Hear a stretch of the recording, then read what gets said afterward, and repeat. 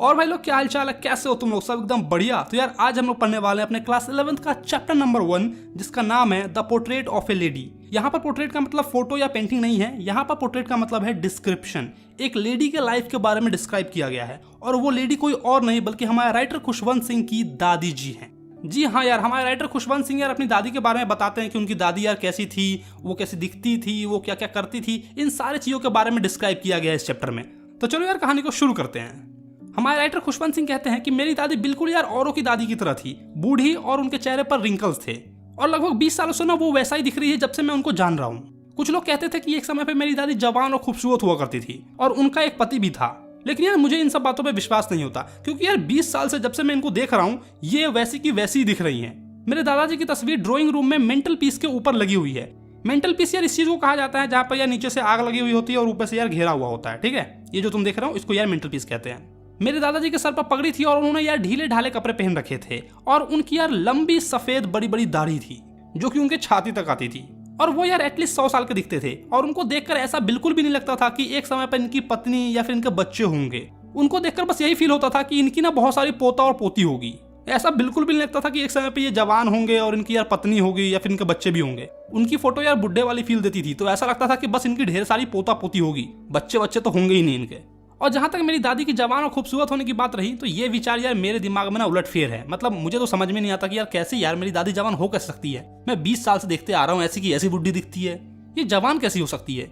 20 सालों में तो इसके चेहरे पे कुछ बदलाव ही नहीं आया।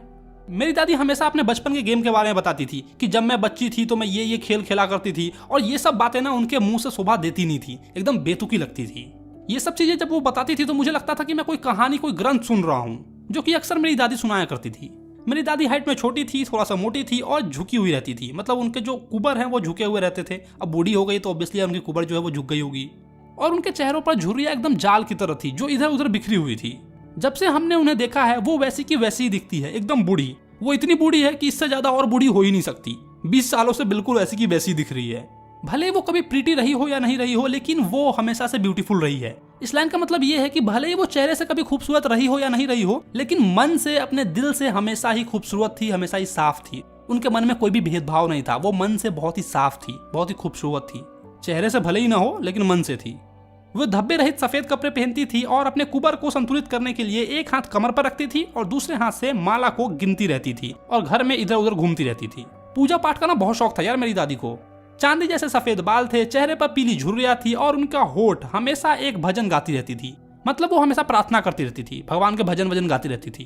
हरे कृष्णा कृष्णा कृष्णा हरे रामा रामा रामा, ऐसा कुछ गाती रहती होगी। वो बिल्कुल एकदम माउंटेन में विंटर लैंडस्केप के जैसे प्रतीत होती थी, शांत और शुद्ध, जिनकी सांसों में शांति और संतोष समाया हुआ था। मेरी दादी और मैं ना बहुत अच्छे दोस्त थे। जब मेरे माता पिता शहर चले गए रहने के लिए तब उन्होंने मुझे मेरी दादी के पास छोड़ दिया और हम लोग लगातार एक साथ रहते थे। वो मुझे सुबह सुबह जगाती थी और स्कूल के लिए तैयार करती थी। जब वो मुझे नहा रही होती थी या फिर कपड़ा पहना रही होती थी तब वो कालीन वंदना की गीत गाती रहती थी, इस आशा में कि मुझे वो चीज याद हो जाए। लेकिन मैं उस गीत को इसलिए सुनता था क्योंकि मुझे उनकी आवाज बहुत ही अच्छी लगती थी, बल्कि इसलिए नहीं कि मुझे उसको सीखना है। मैंने कभी भी उस गीत को सीखने की कोशिश नहीं की। मुझे तैयार करने के बाद वो मेरा स्लेट लेके आती थी जिसे वो ऑलरेडी साफ कर चुकी होती थी। उस पे येलो चौक से प्लास्टर कर देती थी और एक छोटा सा इंक पोट और लाल कलम लेके आती थी। इन सब चीजों को एक साथ बांध कर पोटली में मुझे थमा देती थी। स्लेट यार मिट्टी से बना होता है, मिनी ब्लैक बोर्ड मान लो, जिस पर यार हम लोग चौक से लिखते हैं। बचपन में सब इसी पे लिखते हैं। सुबह का नाश्ता काफी भारी होता था। वो मेरे लिए बासी रोटी में बटर और शुगर लगा देती थी और मेरे साथ साथ गाँव के कुछ कुत्तों के लिए भी बासी रोटी ले लेती थी और हम लोग स्कूल चले जाते थे। मेरी दादी हमेशा मेरे साथ स्कूल जाती थी क्योंकि जो स्कूल था वो मंदिर से जुड़ा हुआ था। पुजारी हमें अल्फाबेट्स यानी कि ABCD सिखाते थे और मॉर्निंग प्रेयर भी सिखाते थे, जहां पर सारे बच्चे वरांडे में 2 कतारों में बैठ जाते थे और हम लोग अल्फाबेट्स और जो है मॉर्निंग प्रेयर को एक सुर में गाते थे। वहीं दूसरी ओर मेरी दादी मंदिर के अंदर बैठकर धार्मिक किताबें वगैरह पढ़ती थी। जब हम दोनों का काम पूरा हो जाता तो हम लोग एक साथ घर की ओर चल देते। वहीं मंदिर के गेट पर ही गाँव के कुत्ते जो है वो आ जाते थे और हमारा पीछा करते थे ताकि हम उनको चपाती दे सके, और जो चपाती हम उनके लिए लेके आते थे वो उनको वहां पर दे देते थे। वो कुत्ते उस चपाती के लिए आपस में लड़ते झगड़ते हमारा पीछा करते थे। जब मेरे माता पिता शहर में बस गए तो उन्होंने हमें बुलावा भेजा और वो टाइम मेरी और मेरी दादी की दोस्ती के बीच का एक इंपॉर्टेंट टाइम था, क्योंकि उसके बाद से ना उनकी दोस्ती ना धीरे धीरे कम होती चली गई। अब कैसे कम होती चली गई वो हमें अब आगे पता चलेगा। हम लोग शहर चले गए और वहीं पर रहने लगे। हालांकि मैं और मेरी दादी एक ही रूम में रहते थे, लेकिन फिर भी काफी समय से वो मुझे स्कूल छोड़ने नहीं जाती थी, क्योंकि मैं एक इंग्लिश मीडियम स्कूल में पढ़ता था और बस से ही जाया आया करता था। वहां पर गली में कुत्ते भी नहीं थे, तो शहर वाले घर के आंगन में दादी ने स्पैरोज को रोटी खिलाना शुरू कर दिया। स्पैरो यार एक तरह की चिड़िया होती है, ठीक है, बर्ड। जैसे जैसे साल बीतता गया, हमारा मिलना धीरे धीरे कम होता चला गया। कुछ समय के लिए उन्होंने मुझे सुबह सुबह जगाना और स्कूल के लिए तैयार करना जारी रखा, लेकिन फिर वो भी धीरे धीरे छूट गया। जब मैं स्कूल जाता और स्कूल से वापस आता तो वो मुझसे सवाल करती कि आज तुम्हारे टीचर ने तुम्हें क्या पढ़ाया। तो मैं उनको कुछ अंग्रेजी के शब्दों के बारे में बताता और फिर मैं उनको बताता कि आज मैंने लॉ ऑफ ग्रेविटी के बारे में सीखा, आर्किमिड प्रिंसिपल के बारे में सीखा, और जो हमारा अर्थ है वो गोल है, इसके बारे में मैं उनको बताता था। लेकिन इन सब चीजों से वो खुश नहीं थी, क्योंकि वो मेरे लेसन में मेरा हेल्प नहीं कर पाती थी। जो भी चीज स्कूल वगैरह में पढ़ाया जाता था वो उस पर विश्वास बिल्कुल भी नहीं करती थी। वो इस बात से परेशान थी कि स्कूल में भगवान और धार्मिक ग्रंथों के बारे में कुछ भी नहीं पढ़ाया जाता था। वो इसको लेकर बहुत ही ज्यादा परेशान थी। हाँ यार, मुझे भी ऐसा लगता है ना कि यार हमारे स्कूल वगैरह में भी ना ईश्वर के बारे में पढ़ाया जाना चाहिए। मतलब संस्कृत वगैरह सिखाते या फिर गीता का ज्ञान देते तो बहुत अच्छा होता। खैर जो भी है, छोड़ो। मैंने उनको खुश करने के लिए ये भी बताया कि हमारे स्कूल में म्यूजिक भी सिखाया जाता है, तो वो और ज्यादा गुस्सा हो गई, क्योंकि उनके अकॉर्डिंग जो इंग्लिश मीडियम स्कूल्स में सिंगिंग वगैरह सिखाई जाती है वो एकदम ही बकवास चीज है, वो भले लोगों के लिए नहीं है। पता नहीं कौन कौन सा गाना गाता रहता है, हमें प्यार हुआ था, इकरार हुआ था, भगवान का भजन वजन का तो नाम ही नहीं लेता है छोरा। क्योंकि यार उनकी दादी को ऐसा लगता था कि जो भी सिंगिंग वगैरह स्कूल में सिखाई जाती है वो बहुत ही बकवास है, क्योंकि वो लोग भगवान का भजन नहीं सिखाते हैं बल्कि दूसरा चीज सिखाते हैं, तो वो सब उनके लिए मायने नहीं रखती है। हालांकि मेरी दादी ने कुछ कहा नहीं, लेकिन उनकी चुप्पी का अर्थ यही था कि वो मेरी इन सब बातों से असमर्थ है। उसके बाद वो मुझसे कभी कभी बात करती थी। जब मैं यूनिवर्सिटी में चला गया तो मुझे एक सेपरेट कमरा दे दिया गया और हमारी दोस्ती के बीच में जो कॉमन कनेक्शन था वो भी टूट गया। मेरी दादी ने अपने अकेलेपन को स्वीकार कर लिया, एक्सेप्ट कर लिया, और अब वो दिन भर चरखा चलाती रहती थी। वो जो चरखा होता ना जो गांधी जी चलाते थे, वो चलाती रहती थी। वो शायद ही किसी से बात करने के लिए उस चरखे को छोड़ती थी, वरना दिन भर चरखा चलाती रहती थी। पागल हो गई थी बुढ़िया। सूर्य उदय से लेकर सूर्य अस्त तक दिन भर बैठकर चरखा चलाती और सूत काटती और भगवान का प्रार्थना करती थी। मतलब कि यार मनी मन भजन वजन गाती रहती होगी। केवल वो दोपहर में कुछ समय के लिए उठती थी ताकि चिड़ियों को खाना दे सके। जैसे वो बरामदे पर बैठकर रोटी के छोटे छोटे टुकड़े करती, वैसे ही बहुत सारी छोटी छोटी चिड़िया जो है उनके आजू बाजू आकर इकट्ठे हो जाते थे और ची ची ची करके ना सचमुच का एक पागल खाना बना देती थी। कुछ चिड़िया आकर उनके टांगों पर बैठ जाती तो कुछ चिड़िया आकर उनके कंधों पर बैठ जाती। मेरी दादी मुस्कुराती रहती थी, लेकिन उनको कभी भी भगाती नहीं थी, क्योंकि इस चीज से उनको बहुत ही ज्यादा खुशी मिलती थी। वही आधा घंटा उनके पूरे दिन का सबसे आनंदमय समय था। मतलब वही आधा घंटा ना उनको बहुत ही अच्छा लगता था। चिड़ियों के साथ टाइम स्पेंड करना, उनको रोटी के टुकड़े खिलाना, उनके शरीर पर आकर वो चिड़िया बैठती थी तो बहुत ही अच्छा लगता था। जब मैंने आगे की पढ़ाई के लिए विदेश जाने का निश्चय किया तो मुझे यकीन था कि मेरी दादी परेशान हो जाएगी। 5 साल के लिए मुझे मेरी दादी से दूर रहना था और उनकी अवस्था में कोई भी विश्वास से कुछ भी नहीं कह सकता था, लेकिन मेरी दादी बता सकती थी।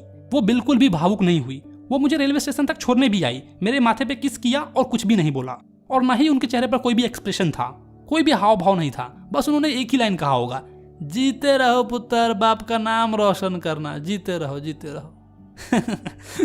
उनके ओठ प्रार्थना में व्यस्त थे। वो मन ही मन भगवान के कीर्तन और भजन गा रही थी और एक हाथ से अपने माले को गिन रही थी। उनके उस किस को मैंने आशीर्वाद समझकर रख लिया। मुझे लगा कि 5 साल में काफी कुछ बदल जाएगा, मेरी दादी और बूढ़ी हो जाएगी, लेकिन ऐसा कुछ भी नहीं हुआ। जब मैं 5 साल बाद घर वापस लौटा तो स्टेशन पर ही मेरी मुलाकात मेरी दादी से हुई। वो बिल्कुल वैसी की वैसी ही थी, एक दिन भी बूढ़ी नहीं हुई थी। उनके पास अभी भी कुछ कहने के लिए समय नहीं था। जब उन्होंने मुझे बाहों में लिया तो मैंने ये महसूस किया कि वो अब भी भगवान के कीर्तन और भजन गा रही थी, मतलब कि भगवान की प्रार्थना में अभी भी व्यस्त थी। मेरे घर आने के बाद भी उनका सबसे आनंदमय समय जो है वो चिड़ियों के साथ ही था। वो पहले से ज्यादा अब चिड़ियों के साथ समय बिताती थी और गालियां देकर चिड़ियों को चिल्लाती रहती थी। लेकिन मैंने उस शाम उनके अंदर एक बदलाव देखा। उन्होंने प्रार्थना नहीं किया, बल्कि आसपास के जितने भी औरतें हैं उनको इकट्ठा किया और एक ढोलक लेकर गीत गाना शुरू कर दिया। वो घंटों तक उस फटे हुए ढोल को पीटती रही और योद्धाओं के घर आने का गीत गाती रही। हमने उन्हें जरूरत से अधिक मानसिक दबाव से बचने के लिए चुप कराया और गाने को बंद करवा दिया। जब से मैं उन्हें जानता हूँ तब से लेकर आज तक ये पहली बार था कि उन्होंने प्रार्थना नहीं किया। अगले ही सुबह वो बीमार हो गई, हल्का बुखार था। डॉक्टर ने हमें बताया कि थोड़ा सा बुखार है, उतर जाएगा। लेकिन मेरी दादी बिल्कुल अलग सोचती थी। उन्होंने कहा कि मेरा अंत बहुत ही नजदीक है। उन्होंने कहा कि वो अपने जीवन के अंतिम क्षण में प्रार्थना करना भूल गई। उनके पास हमसे बात करने का फालतू समय नहीं था। हमने उनका विरोध किया कि अरे नहीं दादी, तू अभी थोड़ी ना मरेगी, अभी तो तू बहुत दिन जिएगी, ये सब फालतू बातें मत कर। लेकिन उन्होंने हमारी विरोध को नकार दिया। वो बिस्तर पर शांत पूर्वक लेटी रही और भगवान की प्रार्थना करती रही और माला जप रही थी। इसके पहले कि हमें शंका होता, उनकी होठों ने हिलना बंद कर दिया। उनकी बेजान उंगलियों से माला गिर गया। चेहरा एकदम शांत और पीला पड़ गया। हम समझ गए कि वो मर चुकी है। हमने उन्हें बिस्तर से उठाया और परंपरा के अनुसार जमीन पर लाल कफन से ढक दिया। कुछ घंटों तक हमने रोया धोया किया कि दादी कहाँ चल गई गे, दादी के दादी। और कुछ ही घंटों के पश्चात हमने उन्हें अकेला छोड़ दिया और उनकी दाह संस्कार के प्रबंध करने में चले गए। शाम को हम दाह संस्कार के लिए अर्थी लिए हुए उनके कमरे में दाखिल हुए। सूर्यास्त हो चुका था। बरामदे और उनके कमरे में एक अलग सी चमक थी। हम आंगन में ही रुक गए। पूरे बरामदे तथा कमरे तक, ठीक वहां तक जहां वो कफन में ढकी हुई थी, चिड़ियों से भरा हुआ था। छत पर हजारों चिड़िया बैठी हुई थी। कोई भी चहचहाहट नहीं थी, एकदम शांत था। हमें चिड़ियों के लिए दुख हुआ। मेरी माँ चिड़ियों के लिए रोटी ले गई और जैसा कि मेरी दादी रोटी को छोटे छोटे टुकड़ों में तोड़ देती थी, वैसा ही तोड़ कर चिड़ियों को दे दिया। चिड़ियों ने उन रोटी को छुआ तक नहीं, उन पर बिल्कुल ध्यान नहीं दिया। जब हम अपनी दादी के बॉडी को लेकर चले, वैसे ही सारी चिड़िया फुर्र से उड़ गई। अगले दिन सफाई कर्मचारी ने सारे रोटियों को एक जगह इकट्ठा किया और कूड़ेदान में फेंक दिया। तो बस यार, यहीं पे तुम्हारी ये कहानी खत्म हो गई। क्या तुमने एक बात पे ध्यान दिया कि चिड़ियों ने यार खाना नहीं खाया? ऐसा क्यों हुआ? तुम मुझे नीचे कमेंट में बताओ।